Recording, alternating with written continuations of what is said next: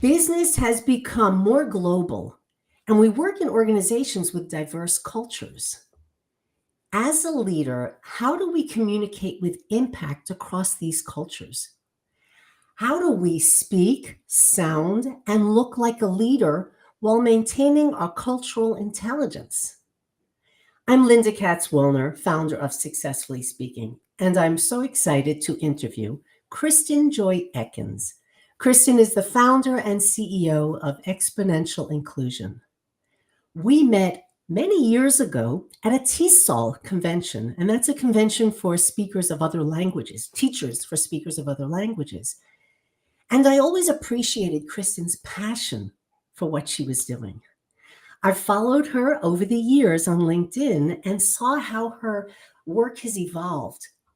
This topic is such a special place in my heart because I have worked for decades with non-native American English speakers. And so this aligns so much with the work that I do. Welcome, Kristin. Linda, thank you. It's just such a pleasure to be here with you. Yes, and a long time coming. A long time coming. So, Kristin, why don't we start with how did you evolve to this point? So, it was fascinating to me, actually, when I look back to see how it's evolved. I've had to reflect on this over the years to say, now, how did I get here? And it really started with doing 10 years or so working in the space of non-native speakers of English that I'm teaching, but then also coordinating and directing a workplace English program.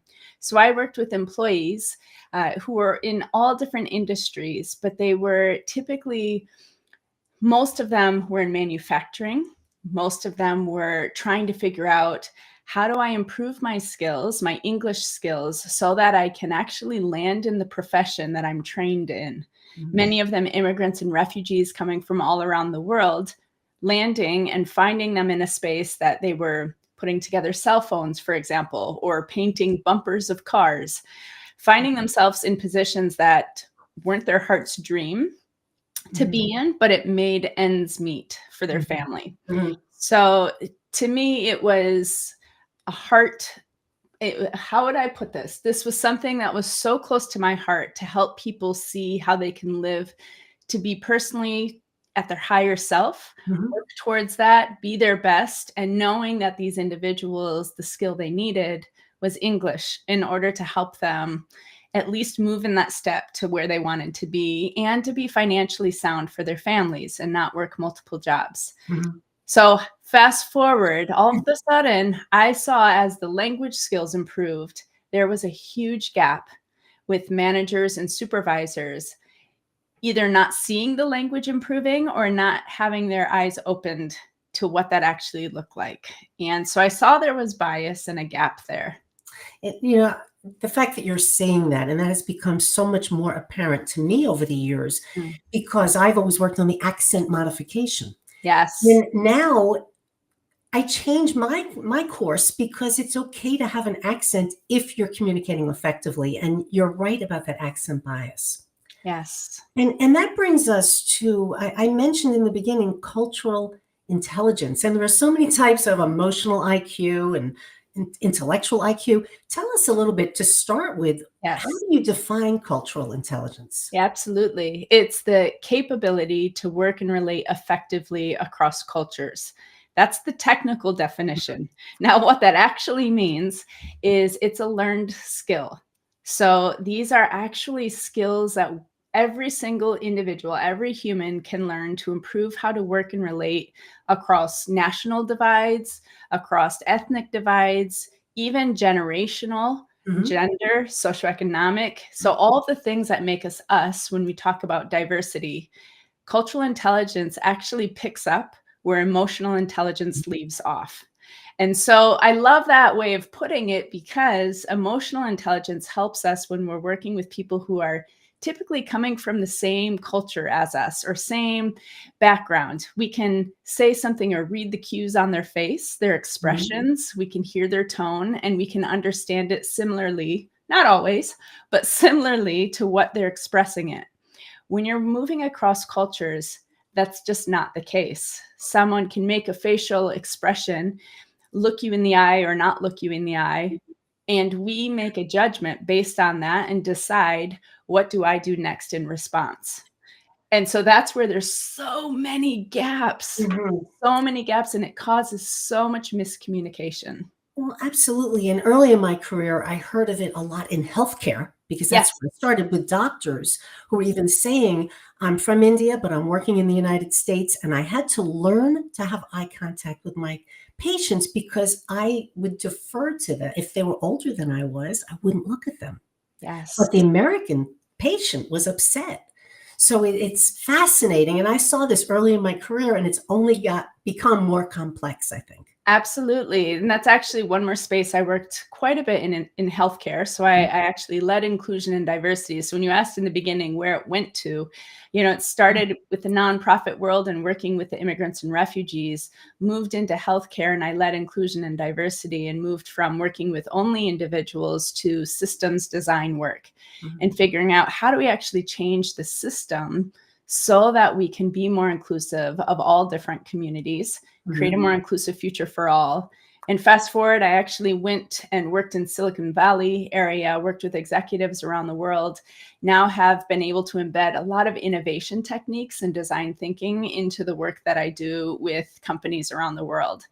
But it's important to say where I started, because that's the foundation and still a heart passion to say, this is what's the why behind actually, whether it's, helping people communicate more effectively, and that's, as we talked about, the eye, looking people in the eye, but it could be handshakes. It could be the actual words we use, the linguistics, and the semantics behind that.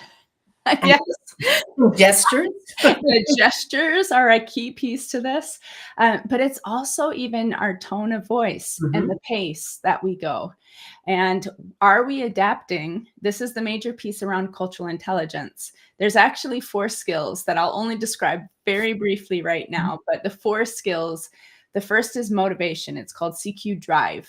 So when I say CQ, cultural intelligence, in short, like EQ, because it's built off of a similar framework, it's CQ.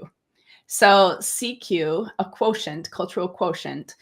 When we're actually building that, your drive is critical. Are you motivated, especially when stress hits? And this is key, because any one of us can have a higher level of cultural intelligence, but when stress hits, when we're not feeling well, when we are, maybe it's a project that's gone wrong, maybe in healthcare, it's a patient that is causing stress for the physician. Any of these things can make us lose in a moment that level of cultural intelligence and just react. Because we go to our natural response. Yes, And our absolutely. natural bias, perhaps. Yes. So this is where training ourselves to respond with cultural intelligence is key to communicating with impact across cultures. It's key, because if we miss out on this first skill of motivation, then we basically stopped and undercutted ourselves and the outcome, the positive outcome that can happen. So having our energy up and being able to have drive is key. The next skill is CQ knowledge. And when we can build our understanding, this is typically where people think of, if I'm going to work across cultures, I better know more about that culture. And what I'll say is yes, and yes, you need to know more, but it's dangerous if you stop there. So you need to know more, but only knowing won't help how you actually interact. So the next key thing is CQ strategy. And this is where we reflect on what we've done. We see ourselves in the moment, or we ask someone else to help us see in the moment. So a cultural coach or cultural broker. And we then reflect on what happened. How can I do that better? What happened in that moment? So CQ strategy is a critical component of cultural intelligence. And then the final one, just briefly, is called CQ action. And CQ action is what it sounds like, how you take action, but it's all about your behaviors. And are you adapting or not adapting? And when do you choose to adapt? And when do you choose not to adapt, to be your authentic self still? So those are the 4 skills. And there is so much to learn. And it reminds me that early in my career working in healthcare, I thought that I knew a lot about the competency of other cultures, cultural competency. Yes. Yes. And so I could give you a list. All right, I'm working with a client who's from China. This is what that person's going to do. And it's later in maybe the past 10 years where I said, wait a minute, it is so much more complex because what's my culture? What's their culture? How are they going to be to the nurse who's a different culture? Yes. And it seems like there are so many layers to this onion to peel.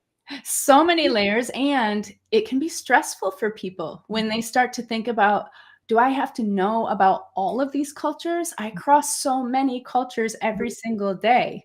Mhm. And what I would say is no, you don't have to know every single culture, but what you have to have, and this is where cultural intelligence comes in, you know where to find the tools. Mhm. And you first work on getting that energy up and the drive up to actually work through a situation. Then you see and you know, where do I find the tools to learn more? But you're planning your interactions and figuring out where to adapt all before you have this encounter and in the moment and afterward. It's this combined effort that you need to have throughout, but it's so well worth it. The leaders that I've seen that have used cultural intelligence and improved and always work on improving their cultural intelligence, they are communicating with impact. And that's Mhm. not to mean they always do it right. Mhm. You know, we all are human, so we will mess up. Our bias will step in, Sure. right? But they're doing it more often than others. And it sounds like it's that willingness That's to huge. stop, look at maybe the reaction that that person had and reflect on yourself. Like, what did I say to trigger that? Yes, absolutely. And you might be someone who has a high level of empathy and you're seeing a reaction and you're not fully understanding it. And yet, I can't answer this question because I don't know this culture very well. Mhm. The thing that I see leaders with high cultural intelligence, they seek out someone then to help them. Mhm. So whether that is someone from that culture who understands their culture as well, or maybe it's someone who is a cultural coach and they do this for a living, right? And they Mhm. can help steer and say, this is what I'm seeing. Mhm. But I see all of this as there's not a right and wrong. And I think this is key to this work. These are experiments that we are doing on a daily basis. They're micro experiments. Every interaction we have with every human being is a micro experiment. And if we can just continue to learn from and pivot when we need to, Mhm. that allows us to actually communicate with impact. That's wonderful. And I've been hearing the term lately of cultural humility. You Yes, don't assume that the way you're doing it is the right way and everybody has to come to your side. that's right. Look at these cultures and understand it. And that's so important today, isn't it? It is cultural humility. It's really under the same umbrella Mhm. as cultural intelligence, these different approaches we take. I would say one of the things that I typically change, and you mentioned with healthcare, Mhm. often they'll talk about cultural competency. And yes, I've done a lot of training in that space, but where I found that that misses the mark when we just talk about it. And cultural competency is kind of an umbrella term if we talk about it actually in the right Mhm. way. But often we think about it as knowing more about cultures. So Mhm. again, going back to that, it's not enough. Right. So, so this is where I do find it, um, for me, it comes down to how can we help connect humanity? And I know this gets on a big, huge scale, right? Mhm. But my actual mission in my company, Exponential Inclusion, is to grow the way that we connect and bridge the disconnects. Mhm. So if we can actually connect on a human level, and this is understanding each other, even though we have different points of views, even though we come from very different backgrounds, working together for a greater global good. Mhm. That's truly what it needs to come to, Mhm. in my mind. And so I do a lot of social impact work with companies, but it comes down to first connecting one-on-one with each individual, then in teams, how we collaborate, organizations, how they do, and then on the scale of humanity coming together. Mhm. That's wonderful. Mm. Now, you mentioned there are sometimes you're talking about leaders and teams. Sometimes there will be barriers or blockers. Can you give some examples of how that might look? Yes, yes. So sometimes I have found when I go into a company, for example, and let's say it's a high performing team. I had this summer actually. I was working with a client, and they were a very high performing team. However, they really were struggling to figure out, as they came from different ways of working even. So this is one of the things with cultural intelligence. It's actually crossing functional positions, like where you work within an organization. So this team was high performing, but they were meant to go out and work with other teams in the organization. Mhm. And they were helping them innovate in those different areas. So what marketing looks like and believes is different from accounting, is different from Mhm. sales, is different from operations, and how you speak to each of those teams or departments within an organization has to change. So if Mhm. you actually want functionally even groups to hear your message, to understand what you're saying, to come along with you if you're trying to influence them, you actually need to use cultural intelligence and adapt how you're speaking to them, Mhm. what words you're actually using to help them connect. Is it the head? Is it the heart? Is it a combination of both? What will grab their attention first and allow you to have more impact with them? So that's one example. And right, that's amazing, the layers and what you need to do. And that's interesting. You said across different parts of the company because they will have different ways to communicate. And it comes down to know your audience. It does. Know your audience. Huge part of knowing your audience. Absolutely.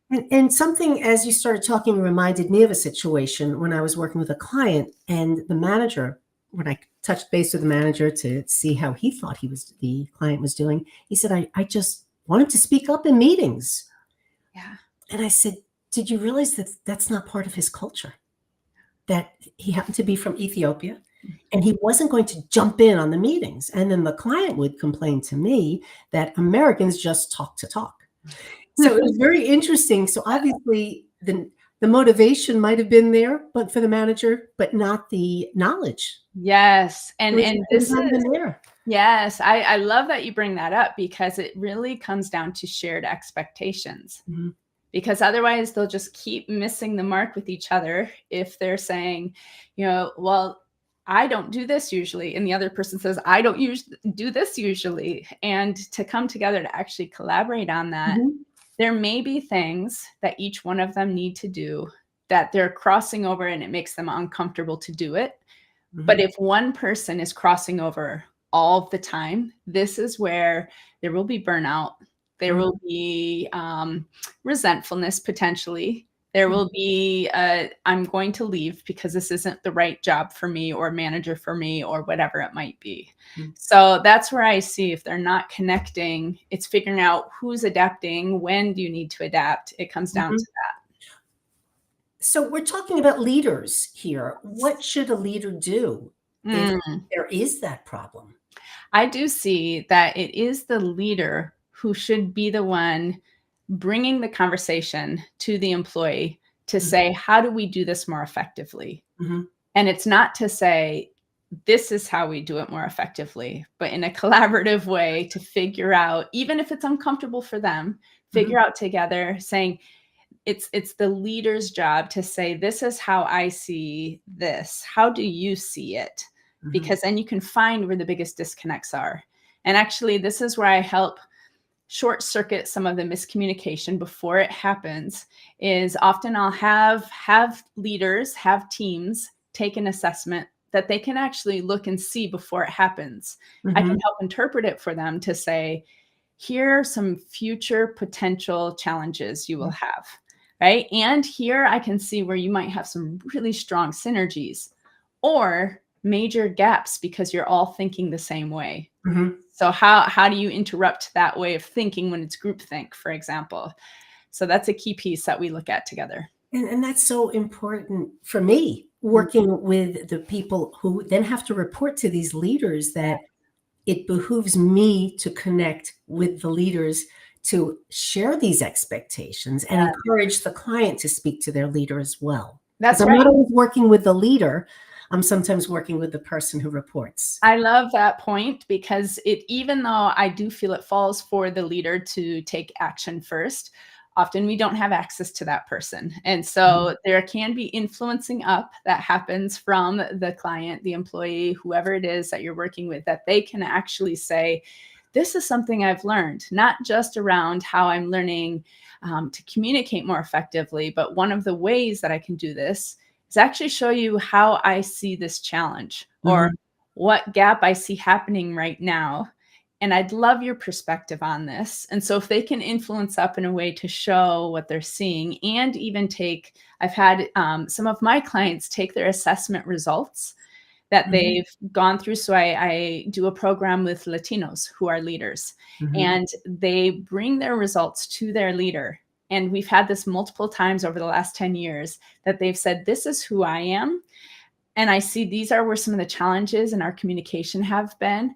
I'd love to understand how I can adapt even more, and where we might actually, though, work together even more effectively. And then the leader is able to shift also how they see it. It was information they just didn't have before. A gap in knowledge, right? There's no blaming. There's no shaming. There's none of that. It's more of a, let's work more effectively. Right. Somebody may be totally unaware that there's a problem. That's right. Exactly. Here's another scenario, Kristin. I'm a new leader of a company, and it's a global organization. How do I gain confidence that I can deal with these multicultures? It may not be one other culture. It may be several, like you mentioned before. Yes. What are some tips? Yes. That's typically what I find, actually, because I think speaking effectively comes, one huge piece is the confidence behind it. And so part of confidence is actually that first skill of CQ drive. So when we're assessing on it, it's not only your energy level, it's not only your motivation, but it's actually part of your motivation is, am I confident enough to do that? We call self-efficacy. So if they don't have enough self-efficacy, they may not put themselves out there to test and explore and experiment. So I would say some of the things that I recommend is, even one of the basic things is, make a goal for yourself. And I'm a high performance coach. So I say, like, okay, make a goal for yourself, and when's the deadline you're going to do this by, right? Create new habits. So maybe it's once a month that you go and meet with someone who's from a different culture than yourself. And you get to know them. You just ask some questions, and it could be incredibly uncomfortable for some people, and you can do it virtually. But you're trying to say to them, I'm learning more about other cultures. Would you be willing to spend 30 minutes with me so that we can learn from each other? And I'd love to get to know you a little bit better. Now, there are more dynamics in this. There's power dynamics that happen if it's a leader to an employee. But maybe you start with leader to leader and find other people who are directors, let's say, if you are, of global, departments, then get to know them some. And actually, that's one of the things that I've been working on creating, is ways that people from different organizations can come together in communities. And one of the things I'm launching in 2024 is a mastermind that we can actually do this. And it's called El Camino Mastermind, because it's not for the weary. It is for those who want to learn more effective communication skills, culturally learn about people who are very different from them, because people will be coming from all around the world. But we're actually hiking El Camino de Santiago at the very end of this, which is in northern Spain. So deep human connection. Right, that is in those situations, you make lots of connections. Yes, you do. You are learning and growing together physically, mentally, spiritually, all of the things as you go through this hiking process, and in the mastermind prior to. And who will lead the way and hold my hand? Yes. So Kristin, there's so much I want to ask you, and so many questions, but I do want to limit the time of this interview. And there's one question that I always like to ask, and that is, what do you see is an essential skill, if you can think of one essential skill, to speak, sound, and look like a leader who has cultural intelligence? The one thing I would say, I mean, if I can't say all, will just be more culturally intelligent, right? Easier said than done. One thing out of all of that is pause. Just pause. Don't react. When you feel that, and this is how I talk about it, usually our body reacts to it first. And so it's different for different people, but sometimes it's the gut reaction that we have and you feel it. And sometimes for me, for example, that gut reaction heads straight to my face. My face gets red, I might blush or whatever it might be. But I know that my body is reacting. For some people, they may sweat. For some, they just feel tenseness in their body. What I say then is anytime you feel the slightest bit of this, when you're having a conversation with someone, then pause. Don't say anything in the moment. Just think through and reflect on what's happening in your body. And within even 2 seconds, if you pause, you can react with a more culturally intelligent response. Kristin, you have no idea how important that answer is to me, because that's what I teach in my training. Amazing. The pause model. And the only thing I add is you pause and you also breathe. But I only asked you once. You only had one. Yeah, I couldn't say breathe, but that is absolutely the next thing. That is the heart of what I teach. We're so aligned, Linda. So it's amazing that you said that, and we know that there was no prep for that. No prep for that. But that's such a great model and such a great way to finish this or pause this discussion. We'll have another one, I'm sure. And Kristin, how can people get in touch with you? Oh, yes. Probably the best way, I am on LinkedIn. They can find me there, but I think the best way to learn about some of the things that we're doing to help to connect people and to communicate more effectively is go to my website. And that's www.exi.global. Okay, and that will be posted at the end of the interview. Fantastic. Thanks so much, Linda. This was such a pleasure. This is wonderful. It's been so many years since I first met you, and I'm so excited to see how it has evolved, because it seems like you've pulled all those pieces together, and it's so much in alignment with what I care about as well. Absolutely. Such a joy. Thank you so much, Linda. Thank you.